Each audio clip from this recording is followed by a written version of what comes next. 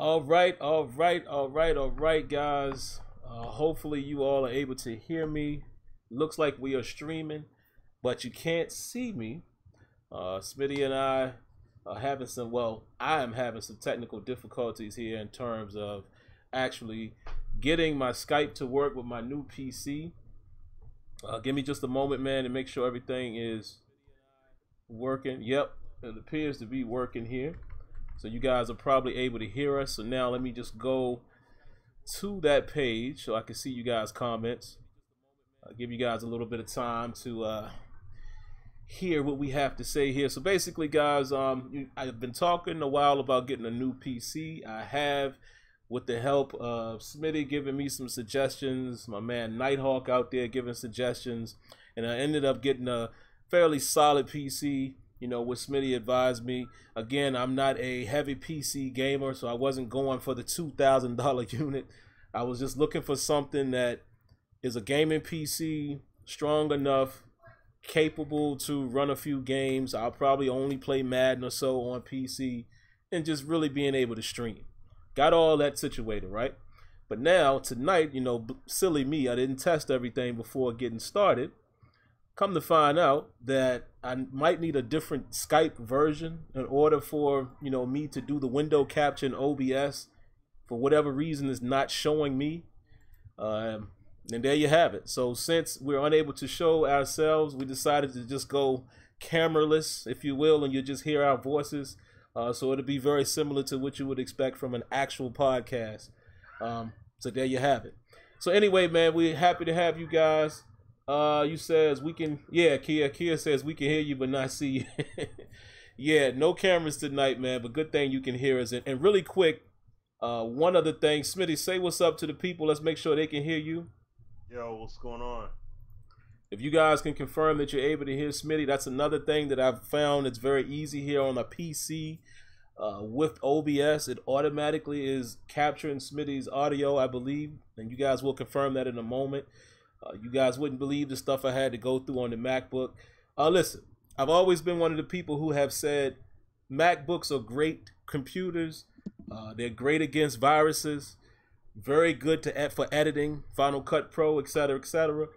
But I've never been a guy who's trashed either one. I've also said PC has its advantages, and obviously I'm learning that dealing with OBS and streaming and gaming, etc., etc. So now I have them both. All right, great. They can hear us both, so we're good. All right, Smitty, so let's go ahead and get started. Deron Smith, we may or may not, you know, have guests on tonight, depending on how the show goes. We're getting started a little late. You guys know, Thursday night is a tough night for me, so we want to try to have a hard stop at 10 o'clock. But without further ado, let's go ahead and get going. We'll tell you guys what the topics will be about. I'm going to have some fun with Smitty on the first topic, man. I definitely want to hear his thoughts on King James going to LA. I definitely love the basketball talk from Smitty, so we're going to start off with that. After that, guys, and these are all community requests. All of you guys sending us responses today on Twitter, so I'll read off the topics. We'll do our best to hit them all before 10 o'clock. Some of you guys want us to talk about the Madden 19 rookie ratings. What remaining concerns do you have with Madden NFL 19 before launch? Will Madden do another closed beta after how things transpire with this year's beta? I believe that's Kia's feedback right there. I think the one I read beforehand was JP Davis, if I remember correctly. With the implementation of RPM, can we expect dynamic weather anytime soon? I believe that's our guy Jump sent us that one. Why can't Madden replicate a sport as well as FIFA does itself? So let me read that again because it looks like my text is a little bit off there. What he was trying to say is, why can't Madden replicate its sport as well as FIFA does? And then the last thing, somebody wanted to know, was Carlos Guerrero responsible for the beta, or was that kind of like a Rex plan that would have happened anyway? So we'll cover all of that. Smitty, I'm going to throw it to you. I want to hear what you got to say about King James. Not only going to the Lakers, I'm just gonna throw my quick small cent in there. Going to Kobe's house. Whoo! What's your thoughts, Smitty? Why'd he do it? You know what? I don't know. I mean, you basically just went to the West Coast, and you got the same kind of situation going on that you had with Cleveland. I don't know as far as next, like, are there some things that are gonna happen within the first few years? Possibly. We gotta wait and see. But what I'll say is that as far as LeBron making that move, I mean, hey, can only respect the fact that LeBron did his thing for Cleveland. He made it. He made it happen. Um, he did his work, and now he done moved on. He decided to go to L.A. But I mean, for him to lock in and give and say 4-year deal. You know what I'm saying? Like just straight up go off of the 4-year deal off top like that. I don't know. That's I mean that's pretty wild. He locked into it. Yeah. I will say this though. You know, LeBron's not gonna go anywhere. They're not going nowhere in that Western Conference without another star. And the thing is, there are some stars that are going to be up next year for free agency. So it's basically, and even with Kawhi, same deal. They could try to get a deal done and do something now, lose some pieces basically, because they're going to take some of that youth away. That's without question. They're going to lose some future assets, or wait till the offseason and possibly get some help over there. But without some superstar help, it's a wrap. Especially after what Golden State did. You know what I'm saying? And I mean, look, it was said online a few days ago about the DeMarcus move, and I know people don't like it and everything else, but real talk, what they need to do, no, I can't. Real talk, what they need to do is that's just a big time call to these other GMs out here, these other owners and team presidents and things like that. You got to step it up. Detroit got to step it up. All these teams got to step it up because we literally saw Golden State come from basically being a losing franchise, barely getting out of the first round with Baron Davis and those guys, and then got dropped off. And then you seen he said can't get the volume turned up. I guess they can't hear me that well. Yeah, give us a second, guys. Give us a second. Yeah. But what about now? What about now? Yeah, he's saying that volume's low. How about now? Like, does it sound better now? Just let me know. I'll wait and see what you guys say in the chat. Got new hardware, guys. New hardware, man. Y'all got to give us a chance. Yeah, let me know something. Somebody in the chat, just let me know something. If y'all can hear me good, or you can hear me better. Y'all know I'm a PC novice, man. Y'all gotta. I'm dealing better? with. Okay, it's better. I'm dealing with all this stuff, Smitty. Like the what you call it? The what is it? Connected to Elgato, like the little sound capture, like all this stuff. I'm trying to get acclimated with, man. So hopefully, guys, by the second go round next week, we'll be back in business. Much better. Okay. Gucci. Yeah, all right, okay. we good. We good. Good. All right. Cool. Thanks, guys. But as far as, like I said, Golden State went from basically being a struggling team, barely making it, went on ahead and built that team up. You saw Clay and Draymond and Harrison Barnes and Steph. You've seen all these guys develop, blossom, and come up from nowhere. Like, they literally developed right in front of our faces. We saw them. These dudes would get dropped off in the playoffs by the Spurs for like what, 2 seasons or something like that, two series, and then these dudes come up.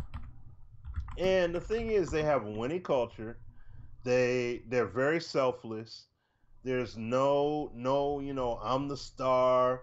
This is my team. They're the featuring act. I run this. There's no drama. You don't see any management drama. You don't see any ownership drama. At least you don't see it out there publicly all over the place. You don't see players acting like they run the team. I mean, you literally had the coach step off to the side and say, I want the players to coach each other. Like, that's the kind of environment they developed, a straight up winning culture from top to bottom. So to see Boogie go over there, I can't get mad at that. I can't get mad at that.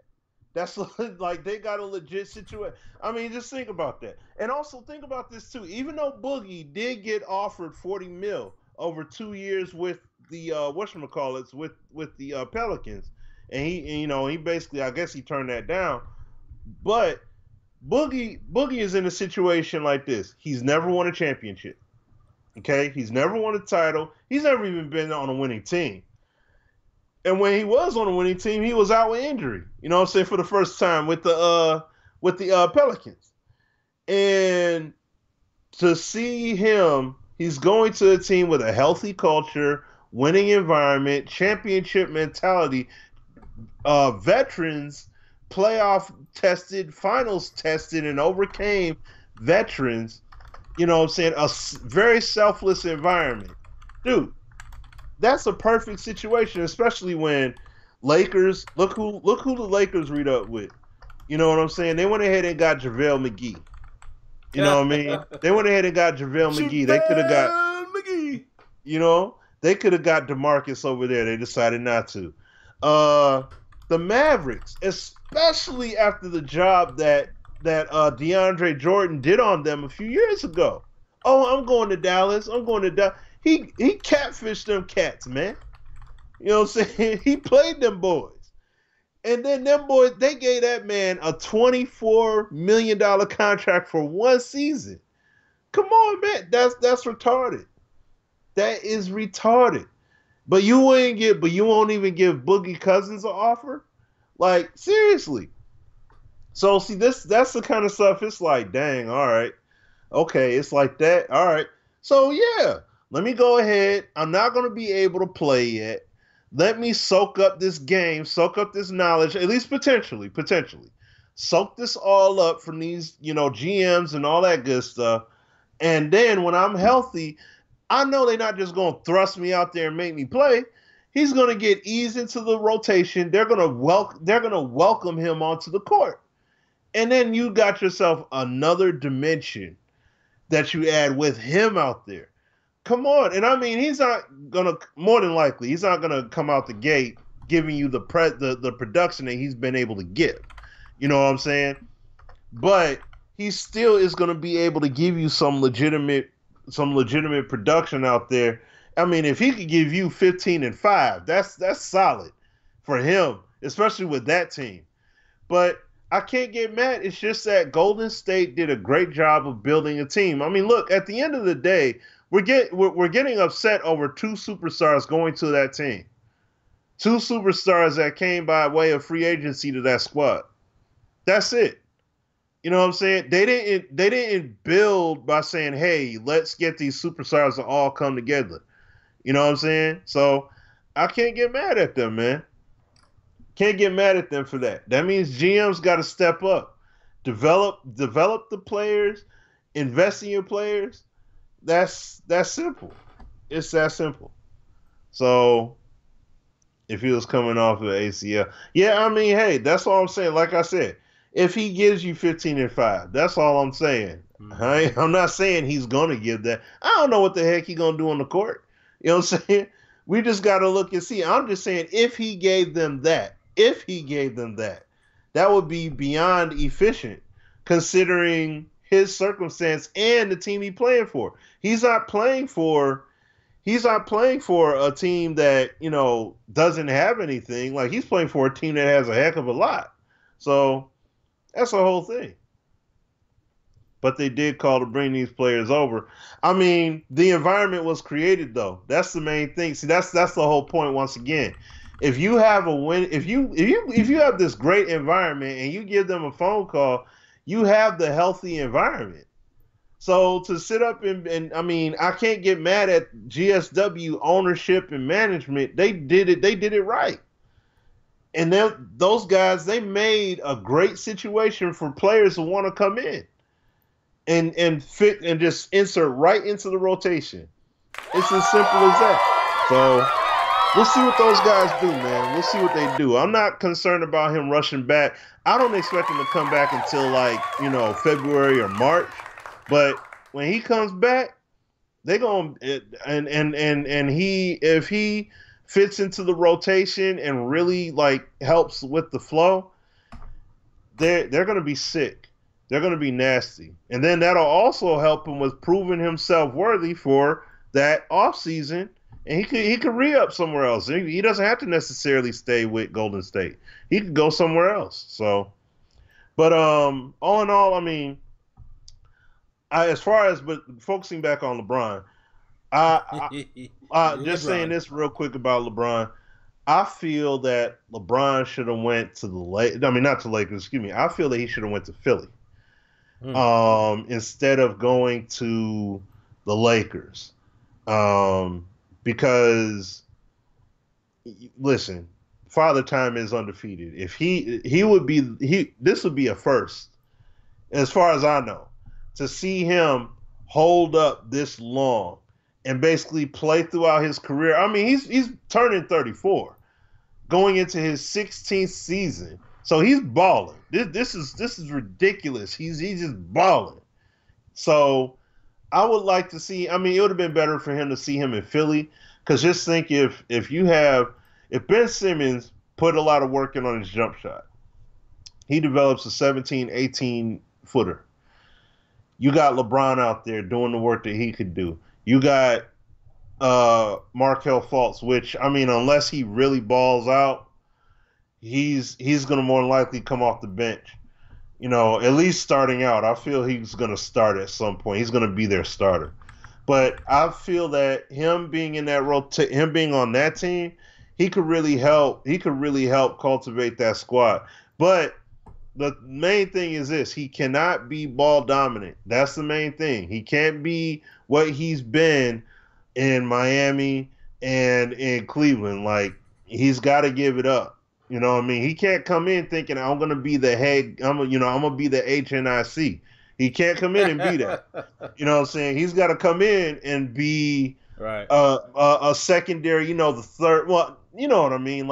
Be one of the leaders, but fill your role. Basically, that's why I like Golden State so much, because there is no it guy. There is no so-and-so comes in, oh man, he about to take over everything. It's like they come in and then they just work. It just meshes. You know what I'm saying? So but you know what? Even though pretty much we could pencil Golden State into the finals at this point right now in free agency, at this point, it's going to be an exciting season, especially in the West. In the East, there's only a few teams really to look at. Raptors, Celtics, Philly, Indiana, because they got Tyreek Evans over there. Washington, too, because I know people like to clown on Dwight Howard and everything, but listen, Dwight had a good season last year. And see, that's the whole thing. That environment that he had over there with the Hornets, that he wasn't that same goofball that he's been for a minute. He came around a little bit.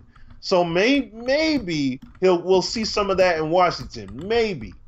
We'll see what happens with, having Bradley Beal and John Wall there, and I think Jeff Green went there too. So I mean, they got some pieces there. So it's going to be it'll be interesting on the Eastern side as well for those, those teams I named off. Everybody else is pretty much, even the Pistons, we really don't know. We don't know what Casey's going to bring as a coach and what that's going to bring to the table.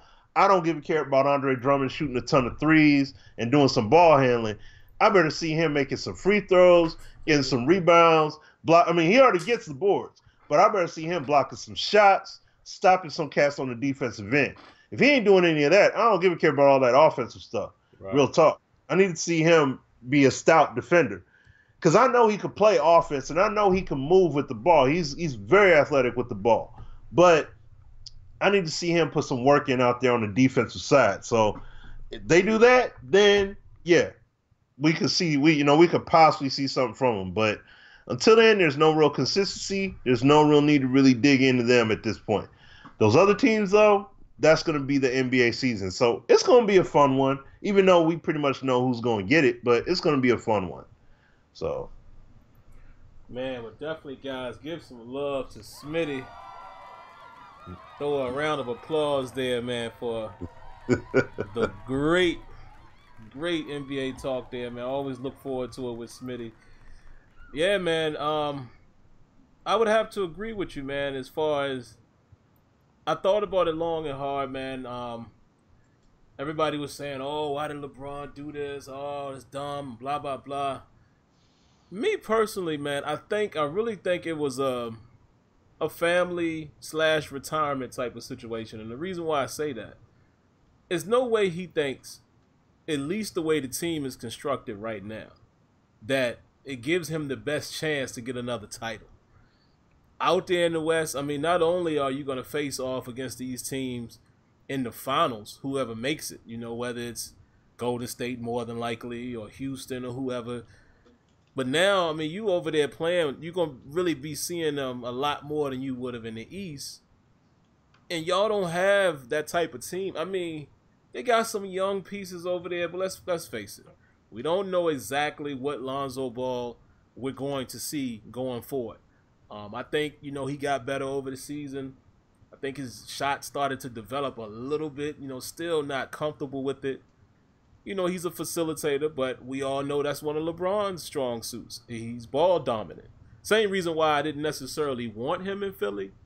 I think even if he would have came to Philly, it would have altered the progress of Simmons a little bit. But, it also would have gave some flexibility where maybe a couple times Simmons brings the ball up. Maybe some other times LeBron brings it up. It could have been interesting to watch, but I didn't necessarily want to see that because I want to see those guys flourish on their own and become stars in that, outright. But I think if Braun, if he would have went to Philly, it would at least gave him a better chance to get back to the finals in the East and perhaps maybe get a title before. Let's just say he signed a 4-year deal with them. But in LA, I mean, obviously now Paul George is not going there from what we're seeing. Yep. I don't think the Kawhi trade is going to happen. It might, but what are they giving up for it? Exactly. And, the same thing could be said with him, Smitty, that people are saying about Boogie. Kawhi is coming off of an injury. We don't know how extensive it was. I mean, it kept him out the whole season for the most part. I mean, I think if Kawhi goes to LA, let's just dream for a moment. Oh, it's interesting. Automatically. But again, it does depend on who they have to give up and who they can get back to be the pieces around them too. But I really think, man, it was a decision on, like you said, the man is 33 years old, soon to be 34, whenever his birthday is, 4-year deal. I think he's done after that. I mean, we're talking, season 19?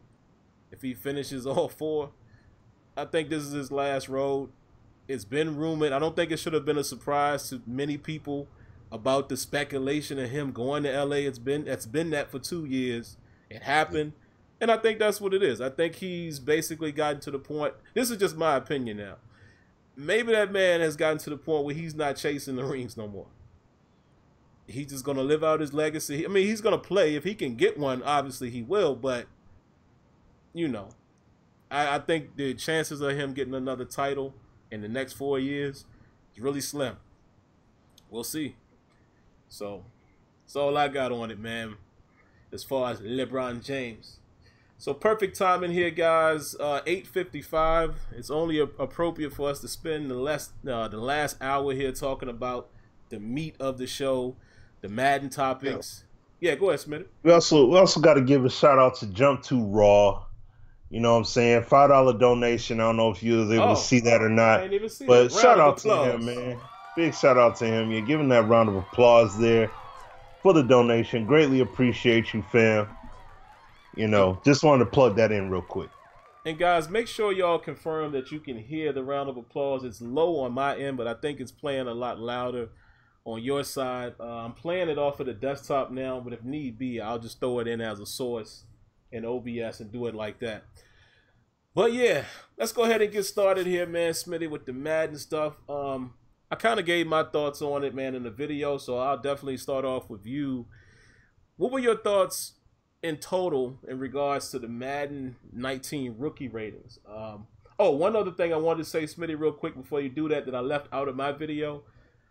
I don't like the fact that I understand they got to do the top 5, but I wish they would give a little more. Like, I would prefer to see maybe the whole first round. Like, you know, I want to see where they're rating Terrell Edmonds. You know, I would like to see where he's at. I would like to not have to wait. I get why they're doing it, but it's kind of like, I don't know, I wish they would do a different format other than just the top 5. Yeah, I don't know. That's just my little opinion. But what were your thoughts, man, as far as the ratings? You like how they displayed them? Are they too high, too low, et cetera, et cetera? Well, I mean, see, my whole thing is this, okay, and this is going a little bit off the cuff with it, not necessarily talking about the numbers, because the problem here is this. When you bring up these numbers, the big time debate is like, man, you gave so-and-so this rating and he's not even, like, for example, you got my man's with 91 speed, you know, Lamar Jackson with 91 speed, right? He hasn't even played a snap of NFL football yet. How we know this dude's going to burn in the NFL? You know what I mean? Like, we're going off of their collegiate ability, you know, and saying, like, Baker Mayfield is good for, you know, he's got 80 plus for short, medium, and deep ranges. Now, if you have him better than some guys that are already established and they're in the NFL, well, that's going to be a problem because he hasn't proven nothing yet. How is he elite, like off rip, without actually playing? See, this is, and I mean, I understand it's a pop culture thing. This is my number. I want to be rated this. I want to be rated that. That's something EA will never be able to go. I feel they'll never be able to go away from that. Right. Until they forcibly segue from it. But I feel, once again, going to the APF route. And I mean, this ain't even APF. Well, we can use APF, yes, because they did it in game form. But we got to have the abilities and the traits and have them leveled and tiered. You know, now we don't have to say top, we don't have to say bronze, we don't have to do silver and gold, but at the same time, you can talk about these players, correlate them to the abilities in the game, and that's it. Man, he's got a rocket arm, or man, he's got a laser arm, or oh man, this guy's a deep threat. This guy's been known to be a deep threat in college, so it'll be awesome to see what he brings to the table. Wouldn't it be nice to see players, like if they're top end or whatever, to see players be at a silver level or something like that? A player that would be considered as a gold level, which would basically be an established, true to form elite player, elite level, is somebody that would have to run a record 40. Or something like that. Or, you know, you've seen that kind of speed when he was out there on the field. Like, he really is that guy.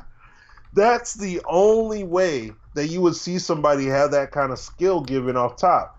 But I feel that everything needs to be tied to purely skill and what they're able to do.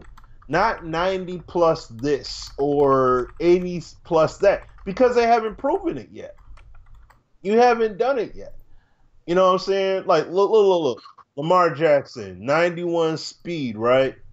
93 ball carrier vision, 86 spin, 89 juke, 94 throw power, right? So it's like, if he's able to do all of that, this sounds like a number 1 pick at a halfback. You know what I'm saying? Like, this is a number 1 pick. Like, there's no way he would slip. There's no way you let this slip away.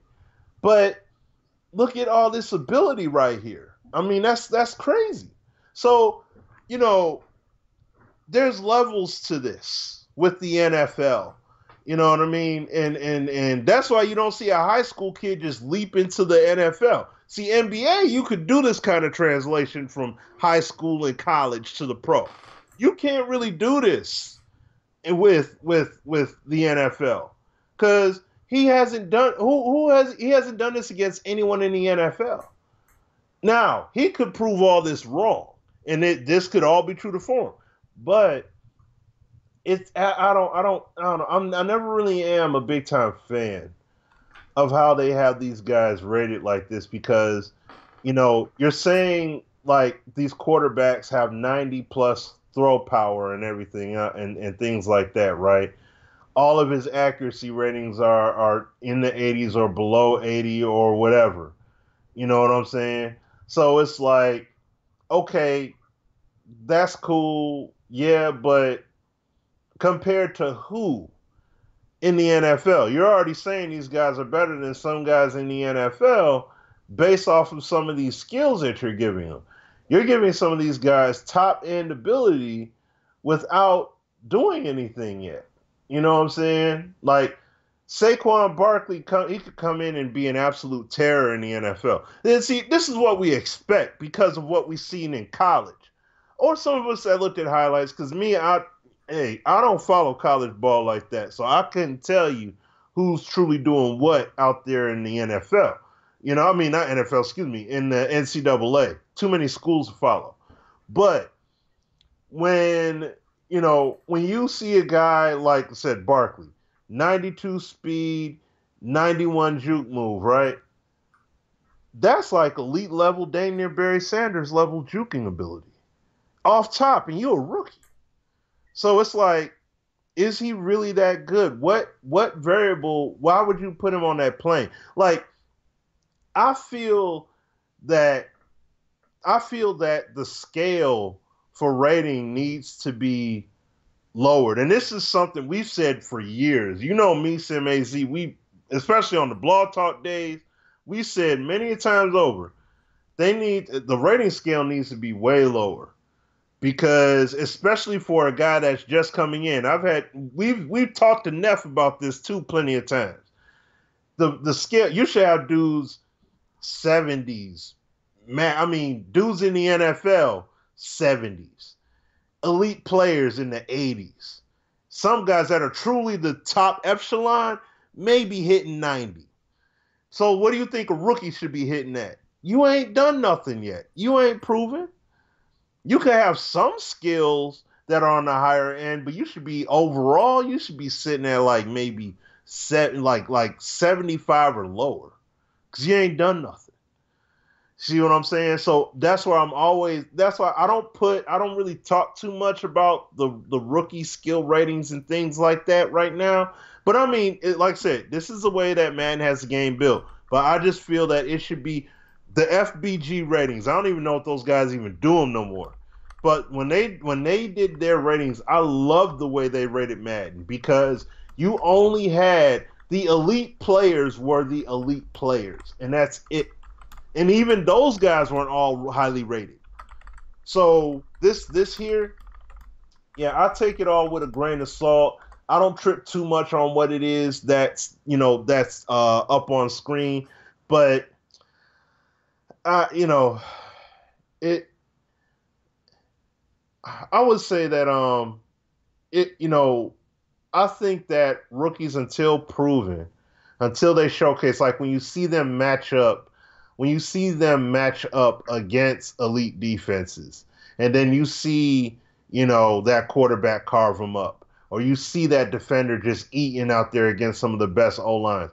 When you have that happen, then go ahead and give that guy a bump. You know what I'm saying? Give that guy a bump up to what you're seeing in these blogs.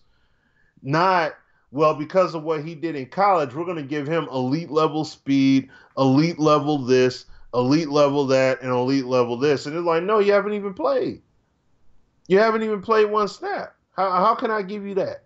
I can't give you NFL credit off of NCAA work. It just doesn't, I can't. You know what I'm saying? So that's, that's really my take on it. That's why I said my take is different in regards of it. And I agree with what everybody's saying here, especially Neff. He said, players shouldn't be higher than 78. all under 78. No one should be higher than 80. I firmly agree. Heck, I think to an extent, nobody should be higher than 75. You know what I'm saying? And they gotta prove that they really have that skill. Like, you can be a 75 overall player and still have an elite skill here and there. But that's what it should be. One skill here and there. Not you should just be able to go out there and just ball, off top. It shouldn't be that way. So I'll throw it to you, Sim, man. Yeah, I agree, man. I think that they come in too high, but here's the real issue with it. It's the way that we have been conditioned to see Madden and see how Madden performs. And what I mean by that is, it's like you said, it's probably never going to go away. It's too much of a thing now. Everybody wants to know their rating. They have these guys do these little vids and, discussing their reactions, etc., etc. The real problem to me, my biggest concern has always been, what is the driving factor of gameplay? We realize that it's, some of us think it's still the overall. Some people think it's not. They're trying to introduce these archetypes now where your highest archetype, will determine your overall. You could be weak in another area. You saw it in the Lamar Jackson ratings. I saw Kia pointed it out here in the chat as well. I think they have his accuracy ratings where they should be. Now, again, my biggest problem with Madden and their ratings is that number is just what gets in everybody's head. A lot of times when there's arguments about the number, it's like 1 or 2, maybe 3 point difference. What's the real difference between a 92 short accuracy and a 95? Like, are we really going to see that? That's always been my question and has always been my concern. What is the driving factor of the gameplay? Because if you want to keep it the same way that it has been for years upon years, where it's all about what's the overall rating, blah, blah, blah, blah, blah, fine. But we need it to translate on the field. I want to see Lamar Jackson look just like those ratings that have been posted. He should be a guy that's fast, because speed is something you can carry into the NFL. You would think that he's going to be elusive. You would think that he's going to have agility, etc., etc. You would think that he might have spin move capability, just like we've seen. But like I said, too, when I gave my assessment on him, just watching him play, this last season, I got to watch maybe about 7 games of Lamar Jackson. And my biggest issue with him, man, was his accuracy isn't that great at times. There's times where he's done decent, mid-range, short, even sometimes deep ball, but deep ball seems to give him an issue. Intermediate seems to give him a little bit of issue at times. He misses a little high, a little wide. And I'm cool with that. I want to see if that translates in Madden, because we all know the biggest problem that I've seen, and Smitty knows this as well with Madden, is when the accurate quarterbacks and all of that, there's not enough disparity between good quarterbacks and bad quarterbacks in Madden. We'll have to see how it's going to turn out. But I think that's the problem, man, is none of us really know what's the driving factor or the driving force behind, what determines the way they play. I mean, we've been told that it's ratings and the dice roll respects ratings, etc., etc., but we got to see. So I feel as long as they can, get it to translate in the right, format, if they can get it to translate that way and we can see it on field, do whatever you want to do it. I know the pop culture thing is always going to be, a popular deal with seeing overall numbers. But do whatever it is you got to do just to make it translate. Like Neff said here in the comments as well, man, you guys know I agree. Traits, and more traits. Archetypes. Now that you're building those in, there's so much room for more of those archetypes now that they're introducing it. There's so much room now for more traits. Like, think about this. And you know what? They could be going down that road and we don't even know. Because you've heard myself and Smitty say this all the time. The trait system, to me, was already in the back end. They just needed to expand on it. So now that they have archetypes, right? And let's say, you know, the example I always like to use, the slot corner. Now there's a slot archetype. Now I think there's multiple traits that you can find that fits a slot corner. There could be other traits that fits a man corner. There could be other traits that fits a guard. There could be other traits that fits a left tackle versus a right tackle. You see what I'm saying? The architecture is there now for them to build on that. Now that they do have traits that are in the game, along with archetypes, I feel like now they should be able to pull more stuff from Mutt in terms of like the badges and chemistries and things like that, and we might be getting somewhere. So, to me, the rating is cool as long as you can make the game play the way it's supposed to. Whatever, let the kids have the pop culture. They can have it. But that's all I got on that. So moving on, Smitty man, to the next topic here. This is kind of a tough one, and I think this came from JP Davis. And shout outs to whoever sent the ratings info. I'll try to sign into my Twitter here and give credit for that. I can't remember exactly who sent that question or that topic, but I think JP sent this next one in regards to what remaining concerns do you have with Madden NFL 19 before launch?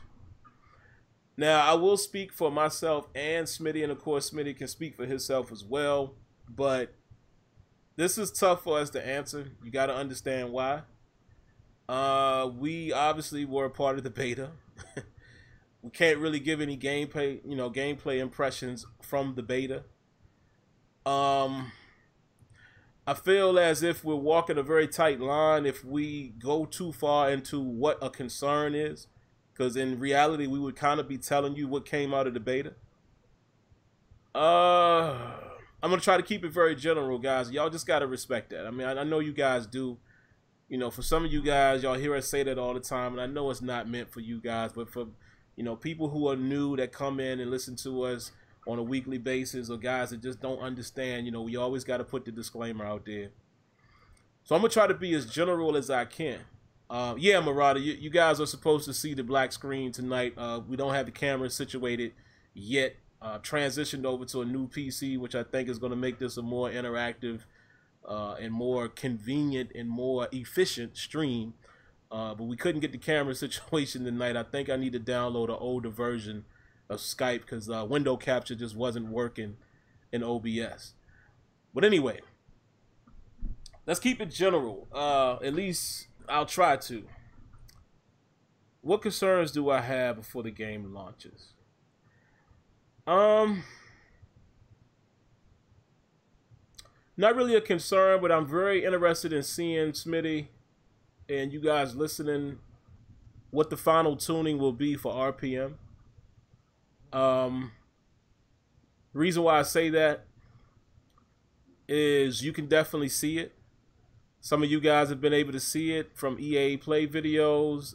Some of you guys may be able to see it from some of the streams that were shown. Some of you guys participated in the beta. Again, you know, just putting our boy out there real quick by saying his name. I'm sure he doesn't mind. Most of you guys probably know Kia was a part of the beta. So I know NY Kia is going to know exactly where I'm going with this one. I can say this much. There are still... Look at Neff. Yeah.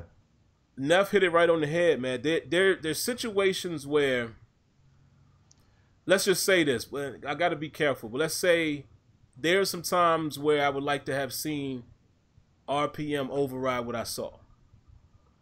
Smitty knows this. You know, it was things that we were sharing back and forth offline, obviously. There were times where I seen some outstanding. And let me say that again in case you guys didn't catch it. I saw some outstanding moments of locomotion in RPM. Yeah. But Kia says bugs. Absolutely, Kia. But there are some times, man, where I felt like, was that a bug? Or is that more of an animation? Did it negate RPM? Little stuff like that. So I'm very curious to see how that finishes. So then we can give our full review on that feature. when the game drops. What I find interesting, Smitty, and everybody else listening, playing MLB The Show today, which is a game that I still love to death. I actually put out a video today. It's been so long that since I've done that.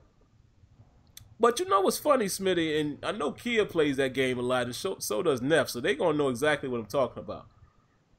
There are quite a few instances in MLB The Show where when the animation plays out, you have no control. Now, it's not egregious at all. If I can borrow a Stephen A word right there.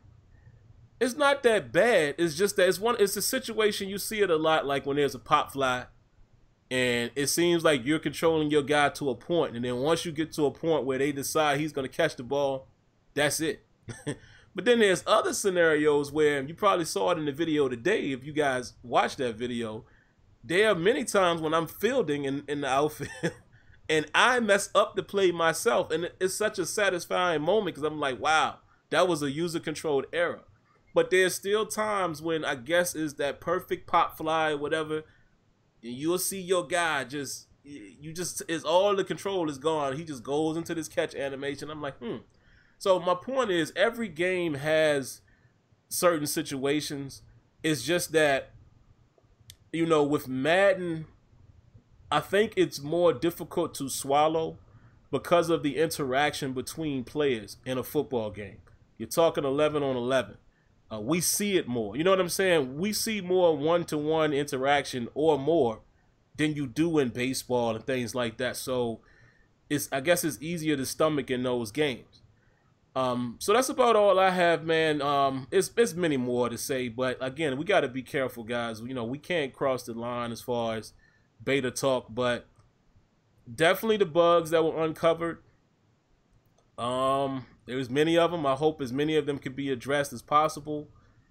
And, again, things like real player motion. I want to see that RPM play out the way it's supposed to at all times. At all times. I really don't want to see any situations where I felt like, I was pulled into that animation. Or, there goes that two-man. However, I will say this, Smitty, and I don't think we're in any... that we can't say this, and if we ain't supposed to, it'll probably be a slap on the wrist. This is not that bad. But I will say, you're going to see a lot more, much cleaner interaction in terms of two-man sequences. At least from what we saw. There was times where I was like, oh, well, I know it must have played out there, but it was pretty smooth. Almost to where you didn't even know it happened. In some instances. So that's why I'm saying, guys, it's going to come down to how the game is finally tuned and, patches and things like that. But right now, that would be one of the things I'll keep my eye on. I just want to see how real player motion is going to, be fine-tuned and where it's going to finish up. Understanding that it is year one. We can't lose sight of that. I know we always want to jump on Madden, but we can't lose sight of the fact that Smitty has said it several times. FIFA had it, before Madden. They're on their second or third year. So obviously Madden's going to have some bumps, but you can see it. And I got a video coming, I think, man, if I could borrow some OS Millennium's footage. I reached out to him and, I wait for him to reply. There's an instance in one of his streams that was like, wow, we've never seen that in Madden. So we'll see. We'll see. What you got, Smitty? I already know most of the stuff, man. But for the good people that don't know, what are some of your concerns, man? I mean, just really, cause I'm keeping it 100%. You know what I'm saying? Without really saying anything. Yeah. Just them cleaning up everything, like that we've pointed out. There are some things, because like I was saying to Sim before, hey, I'll pull from my EA Play experience, but I'm like, to do that would be kind of like, nah. That would be, yeah. I'd be going bass backwards, so I ain't going to do that. But no, I mean, yeah, there's some cleanup work they gotta do. Like Sim basically said it all. There's cleanup work that they definitely need to do. They definitely need to, there was definitely some beautiful things that I've seen, some very beautiful things that I've Yes, seen. Lord. You know what I'm saying? Across the whole board. So I mean, at the end of the day, I just want to see how this gameplay integrity holds up because look, like I said before, franchise mode and all that stuff is outstanding, but at the same time, the gameplay is what sustains the modes. So even Madden back in its greatest times and greatest days, if the gameplay was booty butt cheeks, no one gave two flying farts about what franchise mode Booty butt elements they cheeks. did.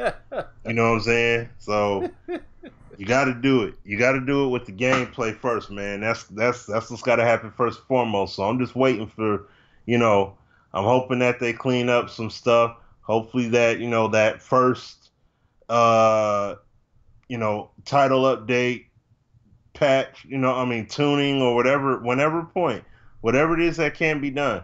Hopefully they can make some refinements this year.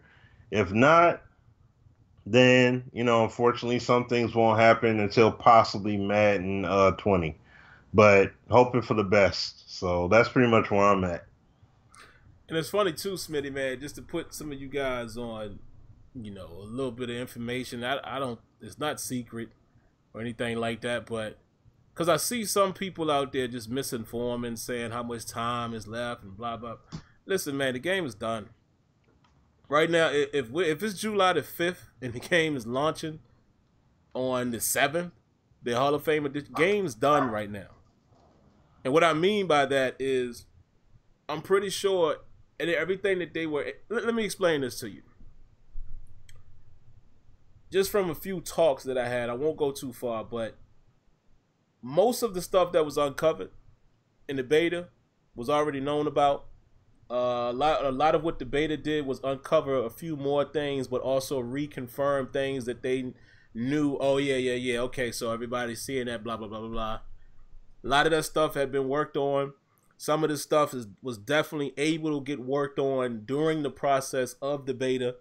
But when you start getting to the tail end of it, I would assume maybe a few days after it closed or so, the game is probably at a point now where it's done.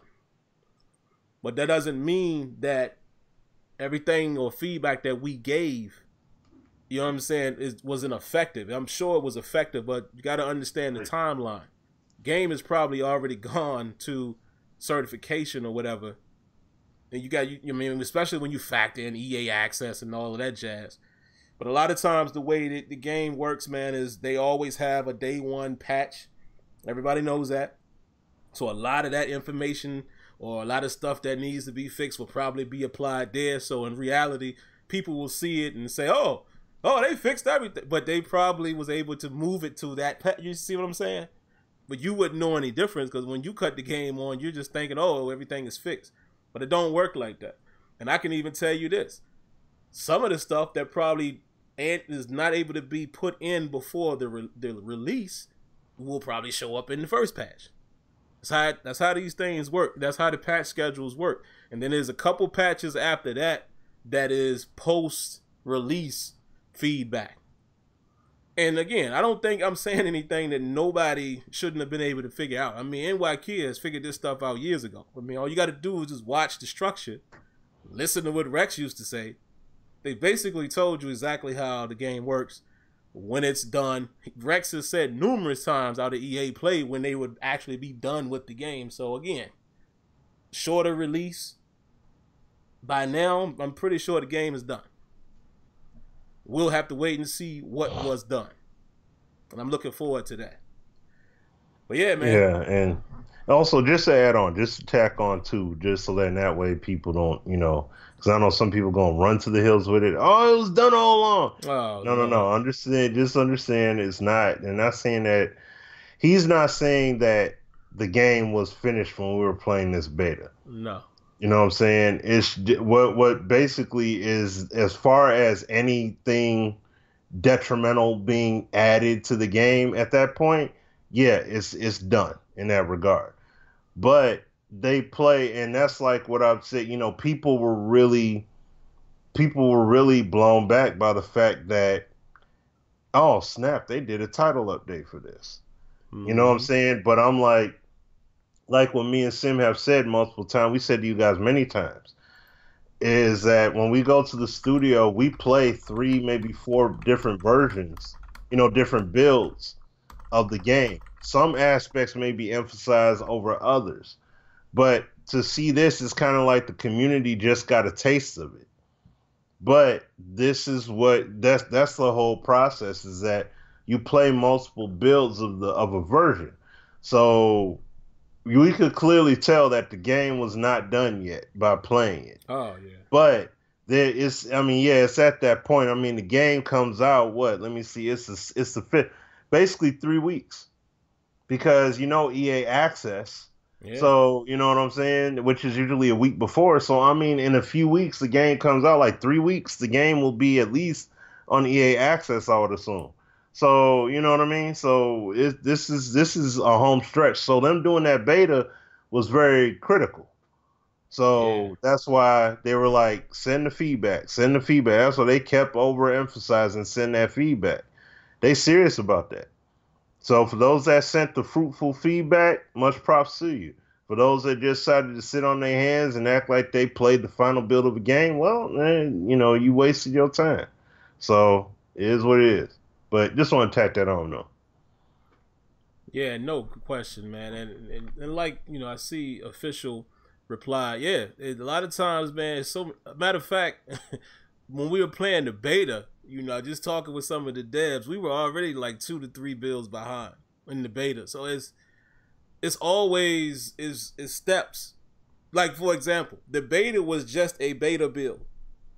But there's other builds in that office that had all the presentation, all the Hmm. audio, all of the intros, all of this, all the mutt, so it's multiple things that goes on until that final moment when they say, all right, y'all, we got to put the game together. They put it all together, package it, tweak whatever little things in each area, send it all for certification.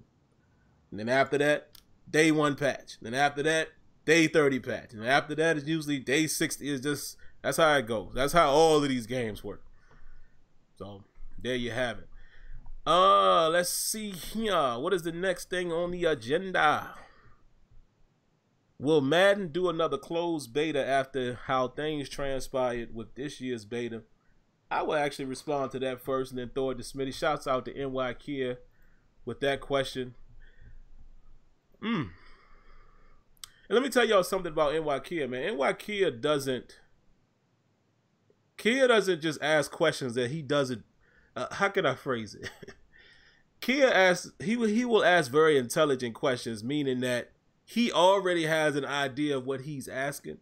He's literally just giving us a topic. So this is not like we're responding to him. This is gonna be interesting. I would have to say yes, and the reason why I would say that is because I know there was a lot of nonsense going on with it. You had a few people out there leaking information. You had a few people out there saying things they weren't supposed to, blah, blah, blah. But what was very surprising to me is how all of a sudden they started just throwing codes out like hotcakes. Like they just giving them away. It reminded you of back in the, back when I was, before I was married and used to go to the club, man. You remember how they used to always have everybody free before a certain time. And then, the ladies free until midnight. That's how they was throwing codes out. One time I seen dudes 150 codes. They just throwing them up. I'm like, what are you doing? I didn't agree with that. However, y'all know what I said. I think it was a marketing ploy. I really do. I think they had a strategy where they knew exactly who they were targeting as far as the real feedback and the feedback they know they needed, and pay attention to some other feedback. But I think it was kind of a marketing strategy because, again, you look at how much the criticism they got last year for not showing that much gameplay. This year at EA Play, They showed multiple gameplay. Some people are still putting out gameplay. Then they threw out all of those beta codes. I mean, and I'm seeing footage being put out, official footage being handed to content creators with bugs. I'm like, wow. Now, y'all know how everything works. Before, you know, there was footage that you have to go through approval and all that, and you send out, because obviously nobody wants to show bugs in their early footage. So you would try to get as clean footage as possible. I ain't see that happen this year. So to me, I just think it was a way of just saying, look, we're gonna just get it out in front of it, show people what it is what it is. And me personally, I rather it that way. That's how they used to do it back in the day, where people used to go, people like mad scientists will go to E3 and just sit there and record day after day after day and show footage. I'm cool with that. But I have a feeling that, you know, I don't think what transpired this year will affect the beta, because, hey, it was their fault for doing it. You know, they threw it out there. And real quick, Smitty, before I throw it to you to answer another question, another topic here at the bottom, we can kind of tie into this. Somebody else asked if Carlos was responsible for the beta. As I see, I put a typo there. I said respondents. It's supposed to say responsible for the beta, or was it more of Rex's plan? I would say I would have to give, you know, I don't know who makes the final call, but I would have to definitely give Rex the nod, because let's not forget, Madden 17 had a beta that we all were a part of. There's a few other people in the community outside of the program had it. It wasn't as big as this one in terms of just, you know, free willy throwing codes out, but that had already happened. So that's not a Carlos decision. I think that's whoever makes that decision just decided to do it again. It didn't happen in 18 because of the, you know, implementation of Frostbite and long shot and all that, sucking up all the resources. They just didn't have time to put a beta together and support it, blah, blah, blah. But there were intentions of having one in 18. It just didn't happen. So, yeah, I don't think that has nothing to do with Carlos. But what do you think, Smitty? The way everything transpired this year, man, do you think that has any type of effect on the beta going forward? I think it'll have an effect, but it'll be more of a educational effect. Like, they learned from doing it this method. And, you know, now, does that mean it'll be more controlled going forward? Does that mean that it'll be more open next year? That stuff we have no idea as of yet. But, you know, it wouldn't, like, I really can't put a finger on it. Like, I don't think it's gonna have a negative impact. You know, like this drastic impact. Like, no, we're not gonna do a beta next. Like, no, there was, and that's the thing. Even though the manner, I don't agree with how they did that at all. A closed beta should be treated exactly like that, a closed beta. Now, what I will say is this. I would love for them to take the approach of Battlefield. We're gonna do this closed beta. Now see, what they did was more exclusive. It was a very exclusive deal. They didn't just go ahead and just throw, you know, people beta codes out at will. It would be nice to have it where you got game changers and other marquee community people posting gameplay. Like, they're legitimately streaming it. You know what I'm saying? Like, you know, just like what you saw with Battlefield 5. I mean, you saw dudes live streaming that. That was a closed beta. And they were streaming it. They were streaming it live, and people seeing it like, yo, this game lit and stuff like that. So it would be cool to see that kind of stuff happen and do that with Madden. But see, like I said, do it in a more controlled environment. You know, game changers, known figureheads in the community for the modes and stuff they play or whatever. Or if it's just certain elements you're allowing at that point in time, let them play it. Even if you do, because, you know, you don't have ratings and stuff. You didn't reveal ratings and everything yet, right? So just have a bunch of question marks. for the ratings and everything. But let people play. Let people play. Let people test all of those different things. You know what I mean? And you know, and the respective crowds check them out and see the game. So that way you're getting dual, you know, it's a dual thing. You're seeing the feedback being given at the same time, you know, you got your pluses and minuses because people went to those beta forums for that Battlefield and gave all kinds of feedback off of what they saw, let alone the players. People gave feedback off what they saw. I like this, didn't like that. Like this, didn't like that. Like this. You got to be able to do that.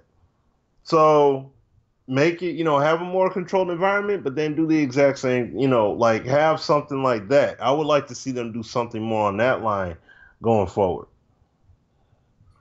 Yeah, man, and I'm gonna be the bad guy for 2 seconds. Because I just like doing that sometimes. Because sometimes when you keep it real, man, people don't like it. But I'm going to be honest, man. Some people just, listen, they just don't need to be a part of the beta. I'm being very frank. It should be people who are known for certain aspects or doing certain type of work in the community in terms of feedback, etc., etc. And also, of course, you want to go outside of the game changers. Again, I always have to use him as an example because this is somebody we talk to all the time and his work is shown. Like NY Kia. Kia is not a game changer. But Kia makes all kinds of feedback about what's good in the game, what's bad in the game, what needs to be done better, what type of concepts are actually in the game, why it should have worked this way, why it didn't work. Real feedback. Guys like Relly, real feedback. Because you're going to need your competitive aspect as well. But just people who just want to play the game. Because let's face it, me and Shop was getting it like crazy. Certain people, I mean, pretty much coming to like verbal assault. How dare them not reach out to me? And I'm like, one dude I had to say, dog, let's be real. I've never seen any feedback from you. Never. All I ever hear you do is come respond to something I say on Twitter. But I mean, I've never seen you provide feedback. So I'm saying it's got to be some kind of structure. Has to be. It has to be some structure.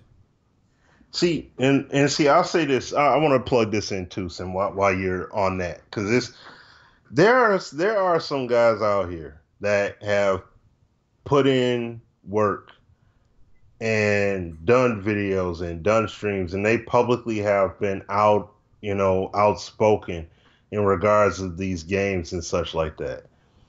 And then you have other people that are like, man, I've been playing Madden forever. I should just be in just because I've been playing. And it's like, okay, like, so what does that mean? You know what I mean? Like, it's like if that's like saying, for example, Westy, that's like taking me and Westy, right? I played Call of Duty since the very beginning. I played Battlefield since its inception. Right. But Westy's put in way more work. He's got way more stature than I do in that arena. I could sit up here and say, but I've been playing shooters forever. I've been playing. I played Lethal Enforcers when it was in the arcade. I've been playing some of these games before some of these cats out here were born. I should get a beta code, right? Because of that. No, it don't work like that though. It just doesn't work that way. And I mean, yeah, I would love to see people get rewarded for loyalty and stuff like that or whatever, and be able to do that a la NBA Live with their pre-order and stuff like that. It would be cool to be able to say, hey, you know what? You could get in on this beta by doing this. Or make it an incentive, just like Call of Duty does. Just like, I don't know if Battlefield is doing. Yeah, Battlefield's doing it too. You get in, you're going to be invited to a closed beta or private beta or whatever. You get that beta code by pre-order. Like stuff like that. Add that as an incentive. You know, it shouldn't just be, man. And I mean, I've seen some people online basically say Madden is screwed because they didn't get basically because they didn't get a beta code. Like, or some people felt a certain way and said that Madden is screwed because of them throwing codes out there. I'm like, if the game is going to be, if you think the game is just going to fall straight off the rails because somebody, is playing the game, I'm sorry. Like, I mean, it may not be you necessarily, but that doesn't mean the game is in trouble. And see, once again, this is a point that me and Sim have brought up many times before. There are guys out here, excuse me, that are attorney guys that I know Sim community guys would straight throw tomatoes at, bust out the pitchforks and torches on. But they give feedback in regards to football elements that I don't see from some guys. Mm-hmm. And I mean, and they be having them talk. Like I said, I was at EA Play, sitting there listening to Dubby and Problem talk to Clinton. They were bringing some very valid points up in regards to the game. Like, they want the game to be more authentic. They don't want it to be a cheese fest where they can exploit and stuff like that. So it's like, it's not a bad thing that everybody can't always get in. If you can't get in, all right, dang, you know what? Everybody else hold it down. That's it. So, but just wanted to tack that on, Sim, man. Yeah, man. I'm just keeping it real, man, because I think I shared a little bit of this with you guys last week. Kia knows. We looked at the form, man, the feedback form, and when you look at some of the top stuff, you just be like, really? Oh, and one other thing, that cat, dude that did a giveaway for the beta code, and he held on to the code until the final few days of the beta. Oh, hey, man, I got this code giveaway, dog. I'm telling you, man. I'm like, dog, the beta ends in like 3 or 4 days. What are you doing? They're not even going to get a fair chance to play. Social media. Yeah, I mean, dudes is holding out. They want to get followers and subs and all that stuff. Like, see, that's when dudes do stuff like that, and I'm pretty sure EA tracks and be like, okay, yep, we're not giving that guy codes. We're not giving that guy. Like, I'm pretty sure they have people patrolling, just checking to see who's out here wilding out. So that way, when they go to do it next year, I mean, I'm just saying it depending upon their approach. But that's the kind of stuff you can't be doing no garbage like that. It's crazy, man.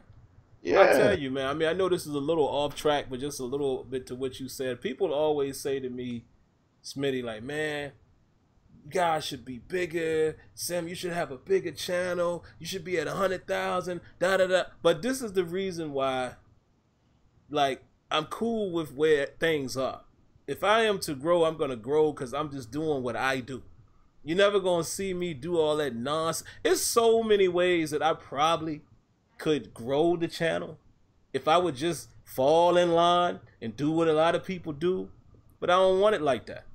You know what I mean? Like, we talked about that back then. Yeah, it just kills me, man, how people did that.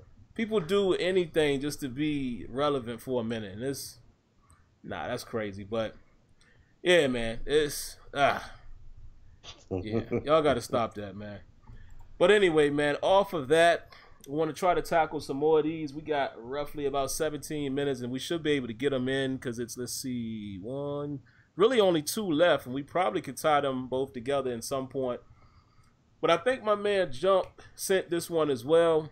With the implementation of RPM, can we expect dynamic weather anytime soon? What you think about that, Smitty? I'll say yes.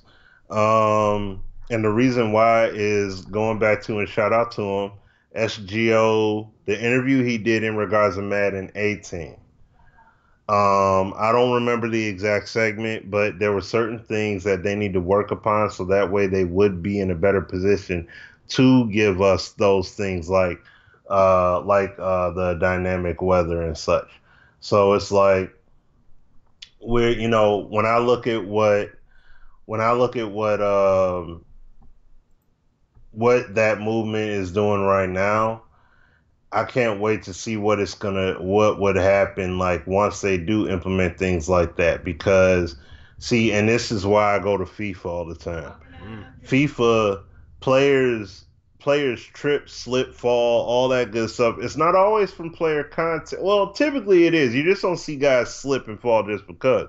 But they do slip and fall because of moves, because of overcommitment, things like that.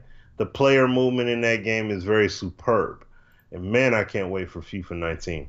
But no, with that player movement, it doesn't matter. It doesn't have to be a rain game to see guys slip and fall.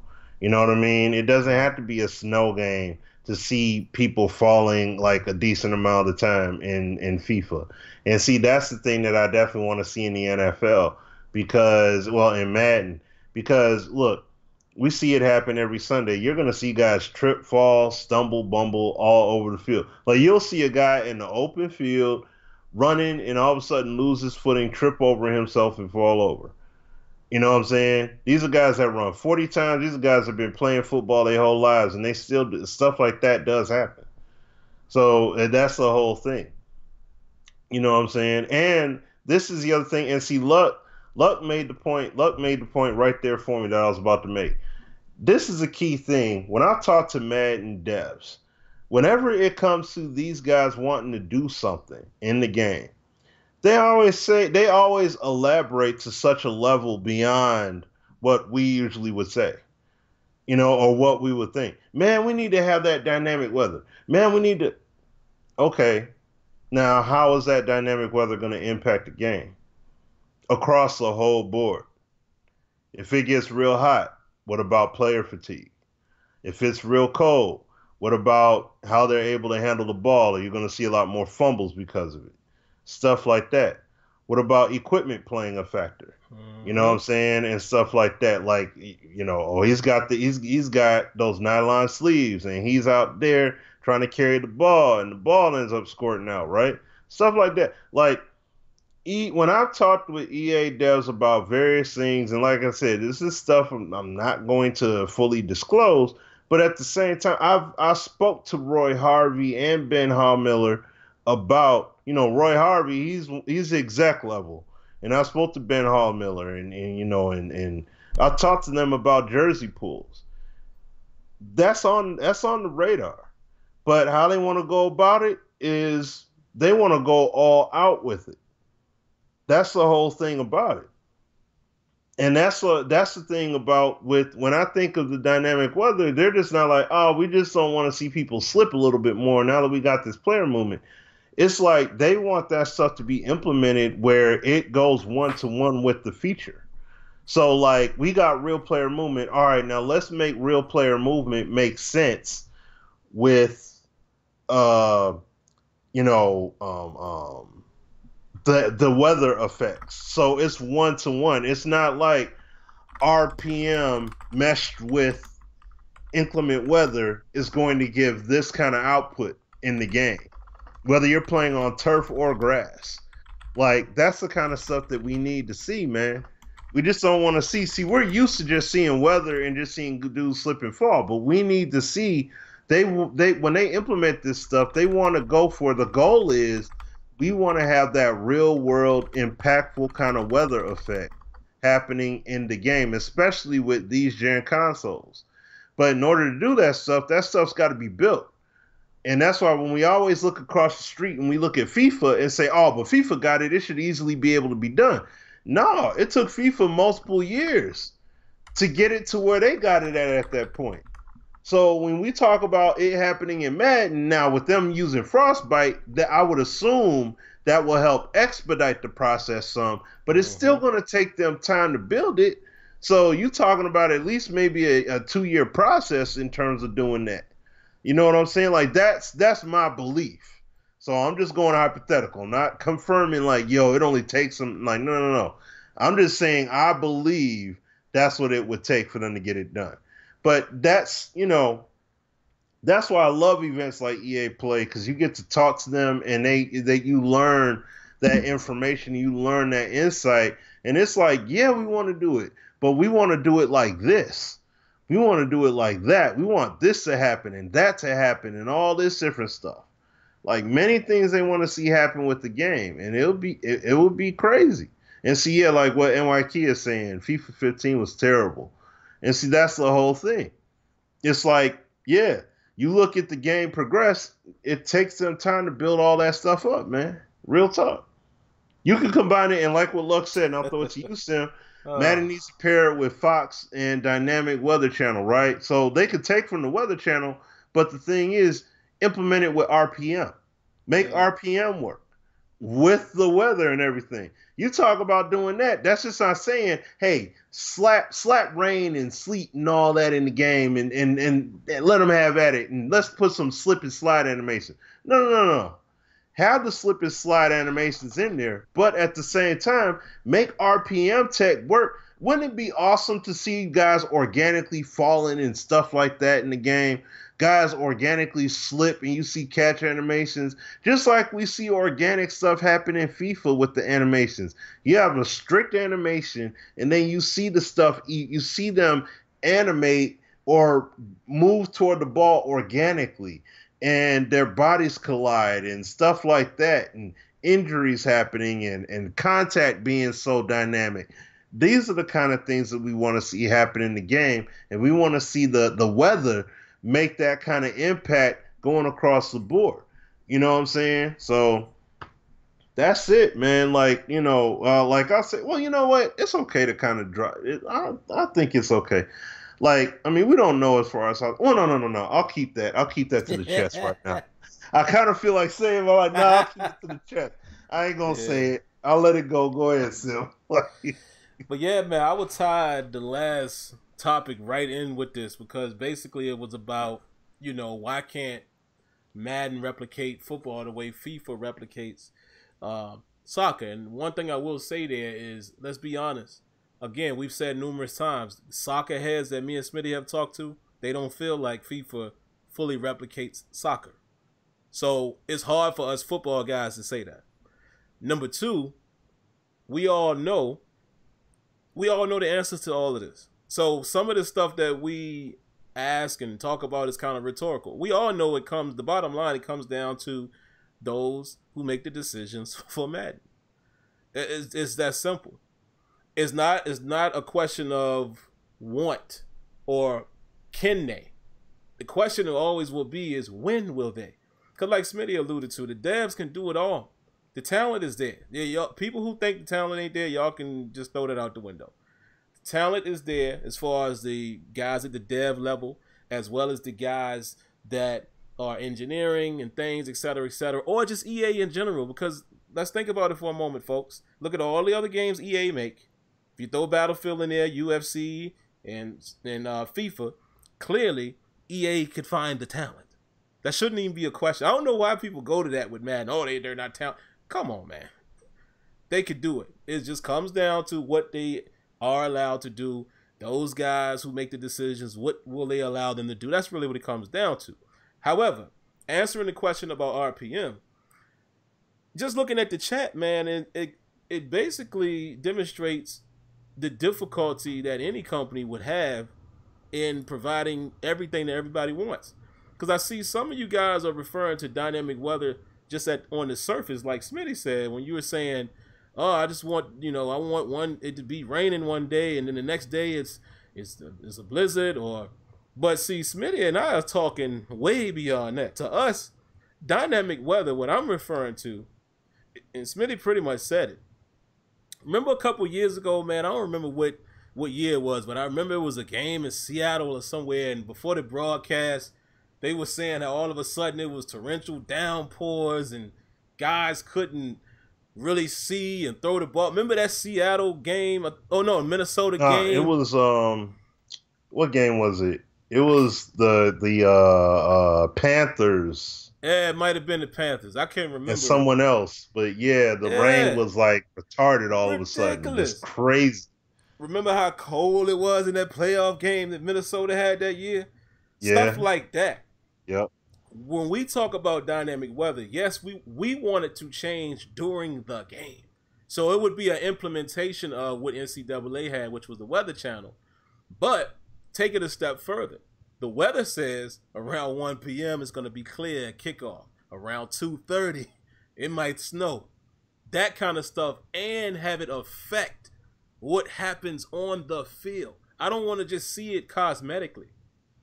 I want it to affect the game, and that's what Smitty is saying. It's been this way since Rex was there. Rex is no longer there. We all know. But since Rex was there, everything that we talked to him and Clint and other guys about, it was all about we don't want to just put it in. When we put that in, we want it to be this way. That's why some of the stuff we haven't seen yet. Now, I think with RPM, it does help them get there, because once you get players moving realistically in local motion, then it makes sense when you see a slip or lost footing or a guy having it. Imagine now that they got like the push to pile and all that. Imagine a guy pushing his lineman, but he's wet and his hand slips off of the line. See, that kind of crazy stuff I would like to see. That's like sim to the next level. Yeah, see what I'm saying? So it comes down, Smitty, to what people are really asking for. Some people just want the NCAA weather feature. I mean, guys like us are so crazy. We want dynamic weather during game that affects the game. Like my Steelers. You know, I got to be biased. Ben Roethlisberger in the first half out there slinging it, right? Then all of a sudden, whoa, big turn in Pittsburgh. They come out at halftime. It's 4 inches of snow on the ground. Guess what we got to do now? I must hand the ball to Le'Veon Bell. I must come out in jumbo with Rosie Nix at the fullback and one of the tackles as an extra tight end, and we just straight jumboing up and down the field, running the rock. Because if I drop back and pass, Ben probably going to airmail it. Or AB might slip because the ice is so crazy, his speed is negated. That's what I want to see. You know what I'm saying? Now, that's going to take forever. Like that, guys, that is not a 1 or 2 year thing. And Rex even said it last year. Remember when we asked him? He said, oh, that's a feature. That's a dedicated feature for a cycle. That ain't nothing you can just do like that, snap of the fingers. That's a process. So, yeah, I think it will come, Smitty. When? We don't know. But, you know, Smitty asked those guys this year. It's on the radar. Trust me. Me and Smitty have never told you guys a lie when we have told you guys that these things are on the radar. And how many things have we said were on the radar have actually shown up since Madden 13? These things are on the radar. It's just a matter of when will they have the committed cycle to go after some of these things we want them to have. It's just that simple. So, and again, man, we're always going to say this until they get it to where you want it. Just don't play it, man. I mean, I really seriously mean that, not trying to be mean about it. I'm just saying, sometimes when I watch all of the complaints, man, I'm telling you, your life could be so much better if you just don't take it so serious and just wait until whatever year they deliver what you want them to deliver on. Because that's how it's going to go, man. To be honest with you guys, don't expect the miracle Madden 20, Madden 21, Madden 22. Everything is a process. And just what we talked about here tonight, Smitty, about the weather might take 2-3 years to get in. So imagine everything else on the list that people want. So it's right. If that's how you thinking it, like it's got to be the next one. Hey, I wish you luck. You ain't getting everything every year. It's gonna be in steps. Don't get it wrong. Don't get it wrong for a second. There are people that feel this exact same way about FIFA. Yeah. There are people that feel this exact same way about MLB The Show. The exact same way about PES. There are people that still to this day say I'd rather play PS2 PES. Like they'd rather play Winning 11 Soccer than playing PES right now. And that's how people feel. There are people that feel like, yo, I'd rather play FIFA 10, FIFA 11. That was my best one out of all of them because of this. That's it. That's it. And then like the same thing you saying, luck, it's the same thing. I'm a fan of soccer and I don't like FIFA. I don't even like PES either because, okay. So what you gonna do? You know what I'm saying? And these are all games that are ahead of Madden. And you got people in these communities that feel the exact same way. So that's it. That's just part of the reality. So I mean, like what Sim says, hey, every year we watch E3 and we watch these different showcases and they showcase all these games. Play them. You know what I'm saying? There are many options out here. Like seriously, if it's like that to you, just play something else, man. You ain't got to play. So that's why all these communities have the exact same hate. Don't think that some people honestly think that Madden is the only community that exclusively has this kind of issue going on. Where it's like, oh my gosh, it's 2018 and they don't have. It's the same thing with PES, FIFA, NHL, all of them. NBA 2K. Dude, that dude Agent Zero just did videos talking about lag switches. People are using lag switches to game the system in 2K18 online, a game that's easy to play, and they're using lag switches to jack people up. Dude, there's vitriol everywhere with all these games. That's why what Sim said, I said, that's why we just focus on the objective and keep moving forward. Like, we enjoyed the game. I enjoyed the beta. Sim did too. It was a sad day when that thing ended. But it's a few weeks out. We're going to play it. We're going to give our feedback. We're going to give our happy points and our sad points and our frustration points. Yep. But, y'all know how we operate. That's how we rock. And you're going to see us doing it in our streams, showcasing in our videos, all that stuff. And we're going to give our feedback and push that thing going. That's the bottom line. So, yeah, man. And the last thing I'll say, because it is 10:01, so we got to get out of here. Yeah. I'm not picking on you, Luck. I'm just saying, I just can't subscribe to the mentality of, well, how am I not going to buy it and I'm an NFL? You talking to the wrong person. I can't do that. That's just me. That's just in my DNA. I can't do anything just because if I don't like it. Like, I'm sorry. I can't. Like, I can't complain about anything that much and still rock with it or support it financially. I just can't do that. Now, like I've told you guys several times, what I do is I do not feel like Madden right now is a trash game. I don't. Madden has come a long way since the days of Madden 11, Madden 10 when I was making videos. It's just still lacking things that I want. And guess what's happening? Every year, things that me and Smitty and Azure and other people alike that we ask for shows up.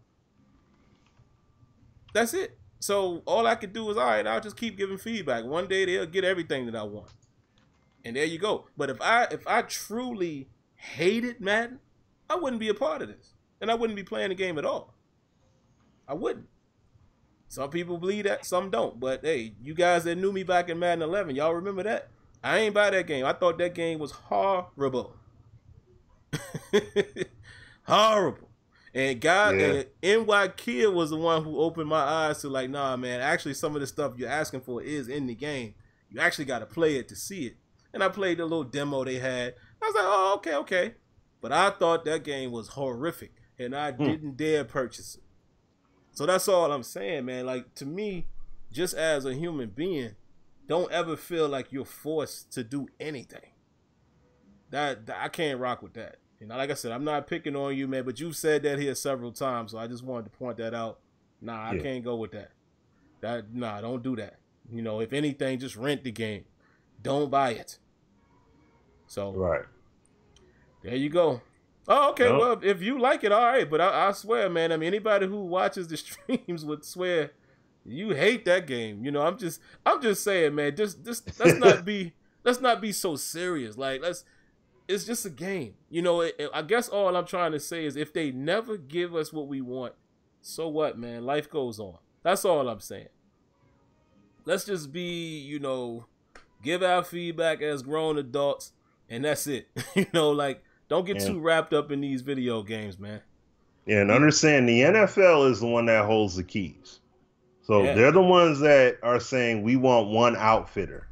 So just understand that. So when we say, man, EA should just license because I want it to be 2K, that's on EA in that regard. But like we said before, you don't see PES giving up on soccer regardless of what EA has done. 2K should have been made a game. No excuse. So, hey, but that's their call. That's on them. At the end of the day, this is what Madden is going to be. I like the progression that they made. They made some sound progression as far as on the field. I'm looking forward to what they got. And like I said, I'll be digging in. We're digging in with the feedback and all that stuff. And we'll be streaming and all that. Y'all going to see what the game has. We're going to have fun with it and share all the good stuff too. Good and bad stuff. So y'all see. Y'all already know. So we've been doing this for years. Y'all already know what time it is. So. Yeah, man. Yep. Well, all right, that's gonna do it, guys. Appreciate you guys coming out. I think audio wise and all that, everything is working much better on the PC. Hopefully next week I'll be able to get video back on here. But I think we won't have the same issues I was experiencing on the MacBook. So, gotta go to work in the morning, guys. Long commute, so I gotta get out of here, man. But I love chit-chatting with you guys and having a great time. So hopefully everyone has a great remainder of the night, great weekend, and we'll be back at you guys next week with another show. Hopefully there'll be a little more to talk about. Yeah. All right, man. Y'all be easy, man. We'll catch y'all later. Peace. Peace.